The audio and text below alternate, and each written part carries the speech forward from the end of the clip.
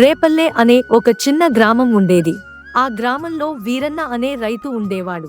అతని దగ్గర విస్తారమైన భూములుండేవి, పంటలు బాగా పండేవి.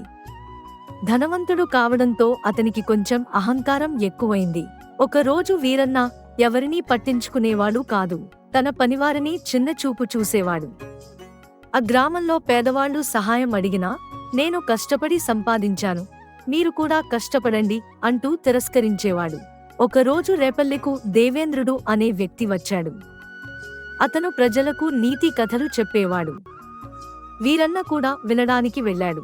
అప్పుడు దేవేంద్రుడు ఇలా అన్నాడు. అహంకారం గర్వాన్ని తెస్తుంది. గర్వం మనుష్యుని పడగొడుతుంది. అప్పుడు వీరన్న నవ్వుతూ ఇలా అన్నాడు. నాకు ఎంత ధనం ఉంది, నా భూములు, నా పంటలు చూస్తే నీకర్థమవుతుంది. ఎవ్వరూ నన్ను పడగొట్టలేరు. అప్పుడు దేవేంద్రుడు చిరునవ్వుతో ఇలా అన్నాడు.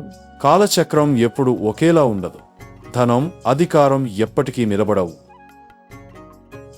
కొన్ని నెలల తర్వాత రేపల్లెకు విపత్తు వచ్చింది. భయంకరమైన వర్షాలు కురిశాయి. వీరన్న పొలాలు నీట మునిగాయి. అతని ధనం కొద్ది రోజుల్లోనే అయిపోయింది.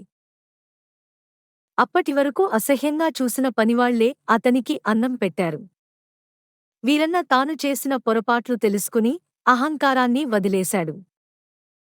తర్వాత ప్రజలకు సహాయపడుతూ వినయంగా ఉండడం ప్రారంభించాడు. నీతి: అహంకారం ఎంత ఉన్నా జీవితంలో ఎప్పుడైనా అది మన పతనంకి కారణమవుతుంది. వినయం మనిషిని ఎప్పుడూ గౌరవంగా నిలబెడుతుంది.